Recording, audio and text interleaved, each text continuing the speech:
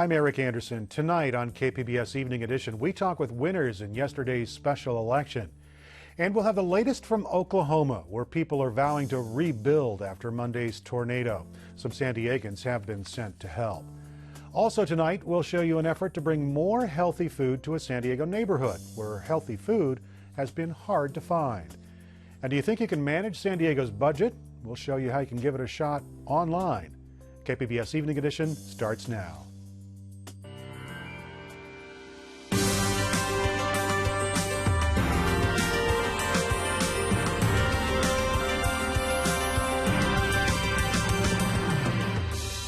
KPBS Evening Edition is made possible by Joan and Irwin Jacobs and by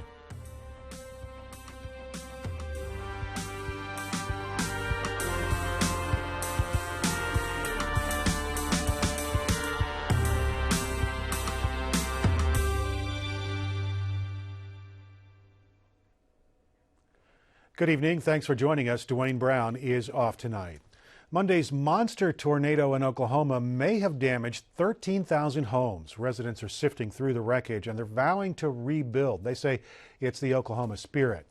We have the latest from Robert Ray of the Associated Press. It's been 2 days of anguish for the people of Moore, Oklahoma. You know, we've lived here our whole life. My daughters, they got friends. They probably have 12 or 15 friends that lost their entire home. Many neighborhoods have been erased by the monster EF5 tornado, packing winds over 200 miles per hour, traveling nearly 17 miles and taking the lives of 24 people. Standing on what was once his home, Rick Brown and his son Chad returned to a splintered and chaotic pile of memories where the smallest of things are reason to celebrate. I was real short on clothes until we found this closet still standing. Yay! FEMA's already starting to help people, and they're going to pick up stuff that the insurance doesn't pick up, and we're just going to be all right. Oh yeah, that's the receipt. For Rick, this is the second time he has lost his home to an EF5 tornado. This time he has insurance, but none of that seems to matter for him. His friend and neighbor down the street lost her life on Monday. She was right in the tornado.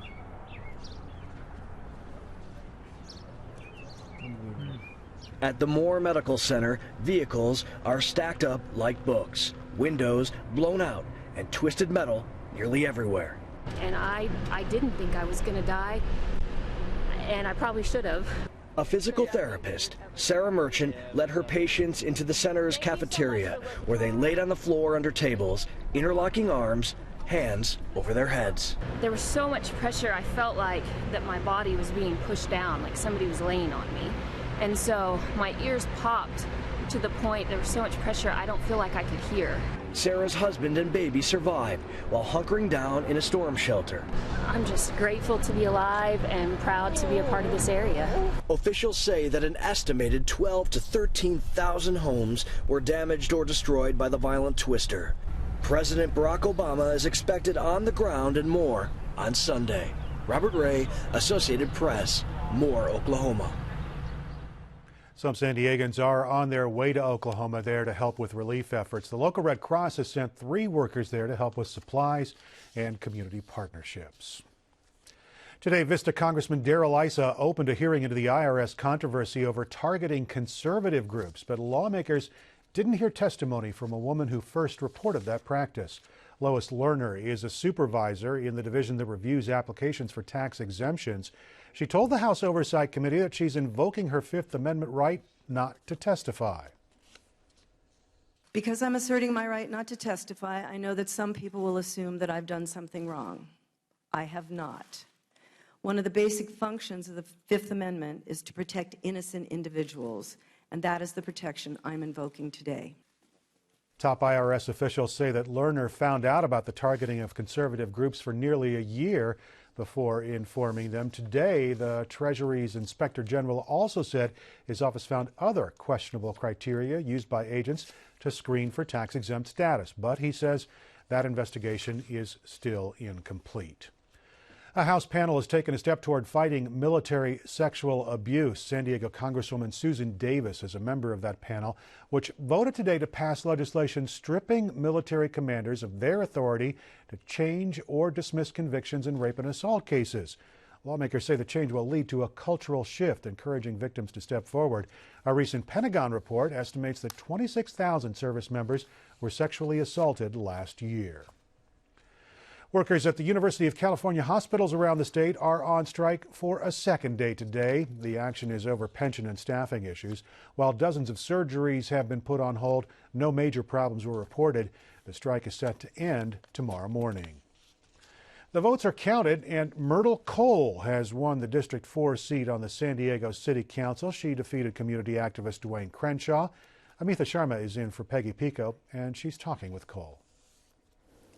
Myrtle Cole has been a labor coordinator and a police lieutenant. As the newest San Diego City Council member, she has a tall task ahead of her as she tries to revitalize some of San Diego's poorest neighborhoods with promises of jobs. She's here with me to talk about the work ahead.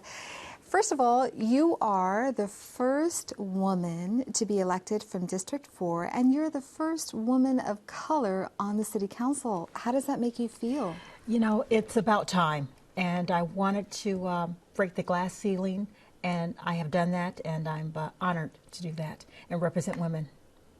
You say, and you've said throughout the campaign, that you want to create jobs in District 4. You want businesses to come in and open restaurants, right, and open more grocery stores. Correct. Make your pitch to businesses and developers on why they should settle in District 4. Well, you know, and I don't have to do that because I've been talking to them. They want to come in. They just want the process more streamlined so that they can come and develop. So I've been talking with developers. I've been talking with labor. We're going to make it happen. And I'm going to possibly start talking this weekend to some labor leaders, also some developers, to make sure that we start early. And how early is early? Well, I get sworn in June 3rd, but I'm going to start talking to people starting next week and see what we can do to get shovel ready. You were endorsed by Mayor Bob Filner. You had strong backing from labor. You yourself worked as a labor coordinator for the Union United Domestic Workers. Correct. How will labor interest shape your decision-making process? Well, again, labor is just another word for working families. I'm so honored to be endorsed by working families like the firefighters, police officers, home care providers, teachers, nurses, sanitation drivers. That's who I was represented by, and that's who I'm representing, and I'm proud of that. So we'll work together. Businesses and labor will work together. I'm going to make sure that my door is open to everyone. When you start your tenure on the City Council next month, you've talked about, you know, getting jobs and bringing them into District 4. What's your other lists of items that you want to really tackle? Again, public safety is number one. When I was walking to the doors, they talked about, I want to make sure that when I go outside, my home will be okay when I come back.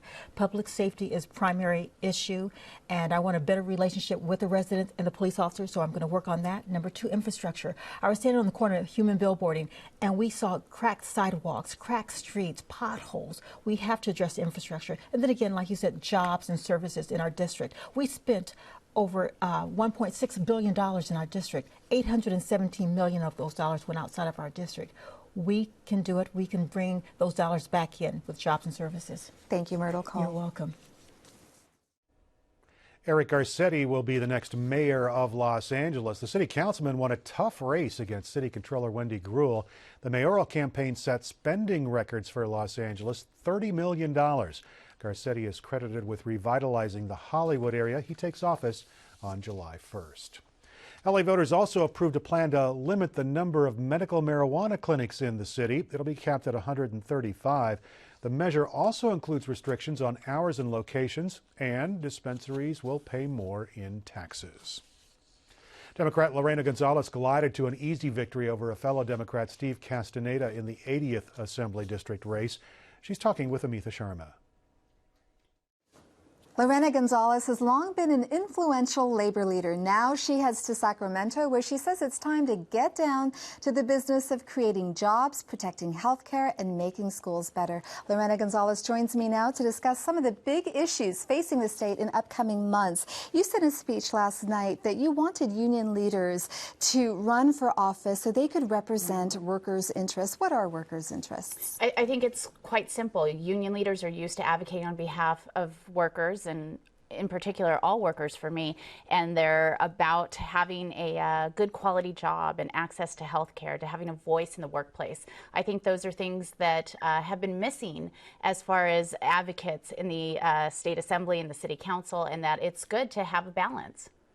California is known nationwide for its strict air pollution standards. There's talk of reviving the fossil fuel industry through the oil and gas extraction process known as fracking. What's your position on this? Well, you know, I've said all along that I'm going to look at the science of it. And I think you have to separate the two things. Our dependence on fossil fuels needs to be reduced whether we're fracking or not. But there's still going to be fossil fuels available in the world, and that's a reality. So I think we have to deal with the air pollution issues. With fracking, we have to deal with the specific issues in the environmental concerns around fracking. That's groundwater contamination. If earthquake threats could cause some kind of uneasiness or some unease in what's happening underground, and to know what exactly they're putting into the earth. So they're very different environmental concerns for me. I wouldn't vote against fracking just because I want to reduce fossil fuels. I would vote against fracking if I think that there's a contamination issue with our groundwater. So environmentalists want tough regulations imposed on fracking, and they're worried, as you said, about water pollution. You're a labor leader. You like jobs. Some people say that the Monterey Shale contains enough oil to basically, it's the equivalent of 5 years worth of the petroleum imports to the United States. How do you balance economic interests with environmental interests? So I think with the fracking discussion, it's quite simple. I really want those jobs. Those are going to be good jobs if they're developed. However, if we can't ensure that we're going to have clean groundwater, then it's something that we just can't do. We can't jeopardize an entire water supply because we want good jobs. So I don't think that it's necessarily a balance in that sense. It's let me look at the science, let me feel comfortable or not feel comfortable with it. And if there are regulations that we can impose upon fracking to ensure that we're going to have clean water, that we know what's going into the earth, and we can still have those jobs, even better. Very quickly, California has $3 billion in additional revenue. There's expected to be a fight over this money. How do you want to see this money spent in 10 seconds? Wow. Obviously, we need to spend more on education, but we also need to look at Medi-Cal reimbursements. We have to ensure that there's going to be doctors who will accept Medi-Cal, and we can't keep cutting that. And we've got to close it there. Lorena Gonzalez, thanks for coming in. Thank you.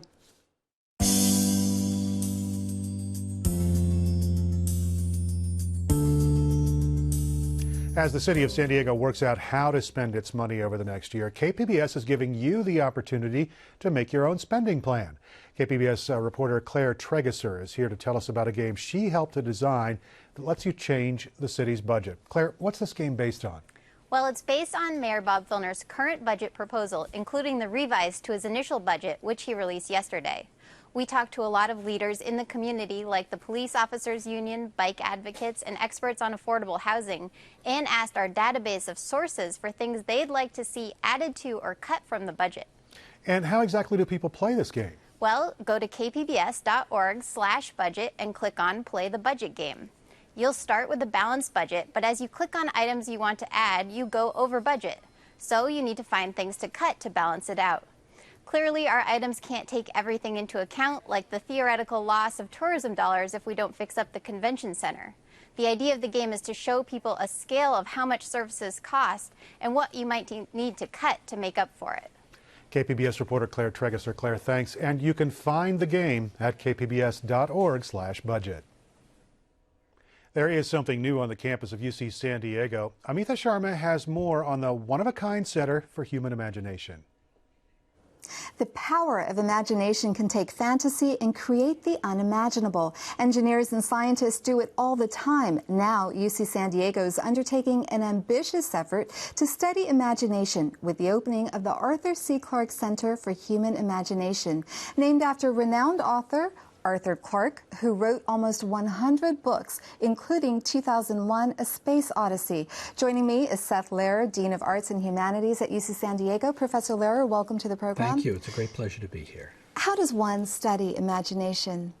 You can study the imagination in many ways. Scientists, medical doctors, technologists like to imagine that they can study the imagination by studying the brain. And so, through digital imaging, through cognitive science, many scientists believe that they can find, if you like, the physical site of the imagination to see how the brain works when it's stimulated or imagining. I'm a professor of literature originally, and I'd like to believe that you can study the imagination by reading and studying the products of the human imagination. Works of poetry, novels, paintings, sculptures, dramatic performances, musical compositions. These are, to my mind, more the objects of the imagination than anything else. And what we're going to do at the Arthur C. Clarke Center, really for the first time anywhere, is bring together the scientific and the artistic study of the imagination to create an environment in which we can really see what the relationship is between the brain and the spirit. Let's talk about some of these products you discussed. The British inventor said, one British inventor said that children should not immerse themselves in science fiction or books like Harry Potter because it closes them off from a world of science and discovery. Do you agree with that? I would say exactly the opposite. Science and discovery have proceeded in the last 150 years because science fiction and fantasy writers have provoked scientists to do things that they themselves have imagined. And so the reading of science fiction, going back to Jules Verne if you like, has provoked change that technologists, scientists, and engineers have done. So my view is that the most exciting thing that a young person can read is fantasy and imagination. It doesn't close off the mind, it opens the mind. And so why is space, why is science fiction such fertile ground for the imagination? Science fiction is fertile ground for the imagination because it enables us to see ourselves in situations that we cannot have here on Earth. But these are situations that really talk about Earth. All science fiction is really about ourselves. Travel to the stars is really about life here at home. And if we think of the great classic science fiction television or movies, Star Wars and Star Trek, even though there are aliens with prosthetic noses and strange faces, nonetheless, these are all stories about getting along with people different from who we are. So the story of science fiction is always the story of ourselves, and it imagines us in new situations that help us change our own world for the better. The goal of the Center for Human Imagination is to understand the process of imagination, but isn't the process different for each one of us in that we have different sources that inspire us? We have different sources that inspire us, but at a fundamental level, we're all the same species. And the real heart of your question is this: how do we find ourselves as human beings, but also how do we understand ourselves as individuals? Human beings may be unique among species in that they conceive of themselves as individuals as well as members of groups. And so what the study of the imagination does is it brings us together as a species, as a society, as a global community, but also helps us understand what makes each one of us an individual who can appreciate that community in his or her unique way. Very briefly, Arthur Clarke actually foretold the future with some of his writings. I think he wrote about telecommunications satellites 10 years before they actually became reality. What can the world learn from Arthur Clarke and imagination? I think there are many things, but the briefest thing that I would say is this. Arthur Clarke taught us that regardless of how smart machines may be, they're not human. Artificial intelligence cannot be quantifiable. And if we created a HAL in this world from 2001, it may not simply help us, but it may hurt us. Machines have meaning in their relationships to human beings. Technology has meaning in relationship to arts and the spirit. And I think that is the lesson of Arthur C. Clarke. And we will end it on that note. Professor Lehrer, thank you for coming on the program. Thank you so much. California officials are working with grocers in San Diego's Barrio Logan neighborhood to help encourage healthier eating. It's a rare treat for a neighborhood where unhealthy foods are a bit easier to come by. When you have 4 in one line this way, or across, or diagonal, what are you going to yell? Yeah. Perkins Elementary students are playing fruit and vegetable bingo. It's part of a field trip to the neighborhood's Northgate supermarket. Blanca Melendres works with the Network for a Healthy California. We work with over 700 retailers throughout the state to encourage them to offer healthy options for families in low-income neighborhoods. She says research shows that engaging a community is the best way to teach healthy habits. And here, that includes featuring healthy recipes with a Latin lineage. Well, today we are featuring eggs and nopales, eggs and cactus. So how can you still eat what you're used to? You know, it's your tradition, but how can you make it healthy? And then how can you make it available in your neighborhood? They're incorporating it in a way that is healthy, but it still keeps with a lot of the traditions. The City Council's David Alvarez grew up here, and he says the new Northgate Market can have a huge impact on the neighborhood's waistlines. The next step, once you have access to the appropriate types of foods and groceries and fruits and vegetables, is how do you incorporate that into your daily life, into your diet? Encouraging consumption of healthy food could also provide an economic kick for the state's farmers. Studies show if everyone eats their fruits and veggies, that would pump $360 million into the state's economy.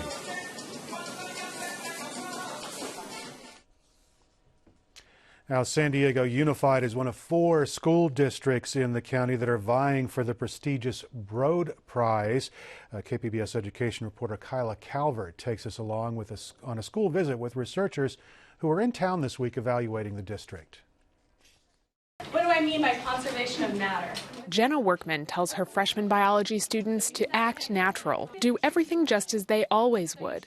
The Kearney High School digital media and design students are about to get important visitors, a team of researchers from the Broad Foundation. This visit will be part of what determines whether San Diego Unified receives the foundation's coveted annual prize. When the research team arrives, 14-year-old Victoria Moreno is excited to explain the class's chemical reaction lab to one of the visitors. We can see how we can balance them. I think it's really great because other people can see how great we are and how good we're doing and how much we're improving and showing everybody we're worthy of it. School districts can't apply for the Broad Prize. Instead, they're selected from the country's 75 largest urban school districts that have large concentrations of students of color and low-income students. Each year since 2002, 4 finalists have been identified for making the most progress in closing the achievement gap. The foundation's policy director, Gregory McGinty, says San Diego Unified was selected as a finalist for the first time this year because the district outperformed others in the state on math, reading, and science tests. And San Diego also narrowed the achievement gap between Hispanic and low-income groups. And low-income, Hispanic, and African American students, particularly in high school in San Diego, improved more in science than much of the rest of the state. The researchers' visit to the Kearney campus is part of a 4-day evaluation of the district. They'll talk to about 350 staff, teachers, parents, and community members about how the district operates. And lead researcher Shelley Billig says during 6 school visits, they're also asking lots of questions of students. Basically, we're asking them about instruction, what it's like to be a student in the school district. So we ask them about the way that their teacher teaches them, the kinds of things that they're learning, whether they're college ready or career ready, what their experiences have been in the district, what they would improve if they had an opportunity to. Researchers will use all of this information to see how San Diego Unified compares to their definition of a high-performing district. We've got 72 indicators that we look at. They're research-based best practices. We like to see the extent to which the district aligns its practices to what we know works for closing the achievement gap and raising all test scores. To outgoing city schools superintendent Bill Koba, the district's selection as a Broad finalist is like an Oscar nomination. He says they couldn't have planned for the honor, but that being selected validates the plans the district made to improve student learning. The annual goals and the strategic processes are embedded in advancing student achievement and graduating young people who are college and career ready, doing so through quality teaching and learning and partnering at every level with staff, students, parents, and community members. Digital Media and Design School principal Cheryl Hiblin enthusiastically shows off those partnerships as she leads researchers through her school's classrooms. One design class researchers visit is working on bingo cards they'll pitch to the Surfrider Foundation for an upcoming volunteer event. Since Hiblin came to Kearney 14 years ago, test scores have risen above state targets and more students are headed to college. She says the gains are thanks to breaking the campus into 4 small schools with themes that students were excited about. Putting 110 of them with a team of teachers whose responsibility it was to get the job done, it really allowed us to look at kids as names and say, this is what you need and we're going to give it to you, instead of everybody gets the same thing. San Diegans will have to wait until September to find out whether city schools win the Broad Prize. As a finalist, the district is already guaranteed $150,000 in scholarships for next year's graduating seniors. The prize-winning district receives $550,000 in scholarships, all of which go to seniors who have shown the most academic improvement. Kyla Calvert, KPBS News. Overall, cooler temperatures are in the weather forecast. Lots of clouds along the coast. Temperatures in the upper 60s. The clouds aren't staying put there inland, except gray skies with expect gray skies with temperatures in the low 70s. In our mountains, sunny skies. High of 72 through Saturday. 90s and sunny in the desert. You can find tonight's stories and download the KPBS app all on our website, kpbs.org/evening edition. Thanks very much for joining us. Have a great evening.